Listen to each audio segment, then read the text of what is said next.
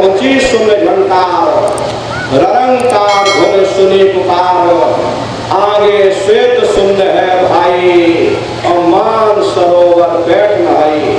उसी के ऊपर तीसरा देश आता है जिसे महात्माओं ने शून्य देश कहा, उसी को रारंग देश कहा जाता, उसी को अक्षर और नेति कहा जाता। वहां के जो मालिक हैं वो रारंग पुरुष यानी कि पार ब्रह्म पुरुष है। वहां किंगरी और सारंगी दो धुनें उस लोक में गूंजती रहती है और पार ब्रह्म पुरुष का जो स्वरूप है वो पूर्णमासी के चंद्रमा के समान बड़ा ही मनमोहक स्वरूप है। इसी स्थान पर प्रेमी भाई बहनों एक बहुत बड़ा अमृत का सरोवर बना जिसे महात्माओं ने मान सरोवर कहा।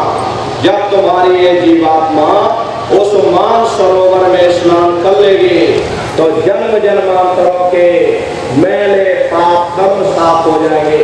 अरे यहाँ के पानी से तुम्हारे कर्मों की सफाई नहीं होने वाली। ये बाहर का पानी तुम्हारे शरीर के मैल को धो सकता, लेकिन जो पापों का मैल है, जो अंतःकरण में गंदगी जमा, वो जब साफ होगी जब आप तीसरे मंडल पर पहुंच करके उस गंगा में डुबकी लगाओगे। उसमें स्नान करने के बाद ये जीवात्मा हंस रूप हो जाती है। हंसन मिले हंसा हो जाए, मिले जो अमी हारा है। जीवात्मा का खुद का प्रकाश उस अमृत के सरोवर में स्नान करने के बाद 16 सूर्य के बराबर हो जाता।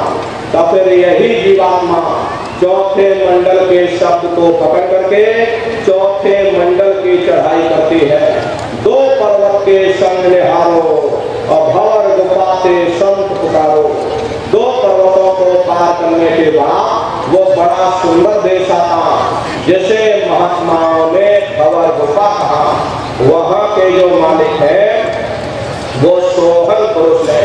वहाँ बंशी यानी मुरली की मधुर ध्वनिया सदा उस लोक में उच्चारण होती रहती है। और सोहन पुरुष का जो स्वरूप है वो दोपहर के सूर्य के समान महाप्रकाशवान स्वरूप है।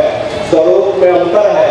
पहले स्थान पर निरंजन भगवान का जो स्वरूप था वो ज्योतिष स्वरूप था। दूसरे स्थान पर ब्रह्म का जो स्वरूप है वो सुबह के लाल सूर्य के समान है। तीसरे स्थान पर पार ब्रह्म का जो स्वरूप है वो पूर्णमासी के चंद्रमा के समान है।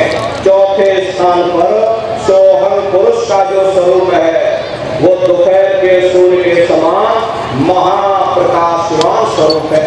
वहाँ के धनी का दर्शन करने के बाद ताके परे धाम सतनामा और 3 बजे सतलोक ठिकाना। सोहन देश के ऊपर वो 5वां देश आता है जिसे महात्माओं ने सचखंड देश कहा।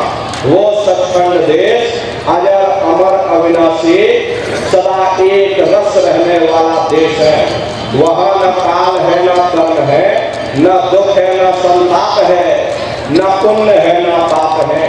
जो जीवात्माएं वहाँ पहुँच जाती हमेशा के लिए जन्म मरण के बंधनों से आजाद हो जाती है। वहाँ के जो मालिक है वो सत्पुरुष भगवान है जिनके रोम रोम में खरबों खरब सूरज चांद सितारे प्रकाशवान। वही हमारे आपके सच्चे मालिक हैं, वही हमारे आपके सच्चे पिता हैं। अरे हमको आपको वही से नीचे उतारा गया। फिर शब्द को पकड़ करके शब्द शब्द पौड़ी पर चढ़कर और पहुंचो सचखंड सतनाम। शब्द की सीढ़ी हर मंजिल पर लगा रखी। आपने भजन किया, घंटे संग की आवाज को पकड़ा तो आप पहले मंडल पर पहुंच जाओगे। वहीं पर आपको दूसरे मंडल का शब्द सुनाई पड़ेगा, उसे आप पकड़ लोगे तो दूसरे मंडल पर चढ़ जाओगे। ऐसे ही शब्द दर शब्द, मंजिल दर मंजिल ये जीवात्मा अपने देश सचखंड में पहुंच जाती। तो शब्द का पकड़ में आएगा जब आप भजन करोगे। और भजन कैसे किया जाएगा जरा अच्छी तरह समझिएगा। ये आंख और कान को बंद करिएगा लेकिन मन को रोकिएगा। ऐसे समय पर तुम्हारा ये मन जरूर भागेगा। अभी आप यहाँ सत्संग में बैठे हो, शरीर तुम्हारा यहाँ बैठा, लेकिन मन सारी दुनिया में भाग रहा।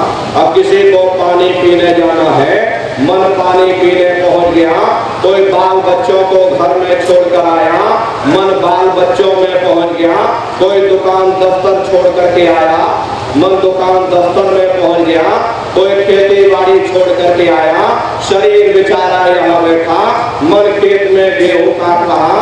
तो ऐसे भजन से कोई लाभ नहीं होगा। अरे जिन्होंने मार बंडारा उन्हीं को सूरमा कहना।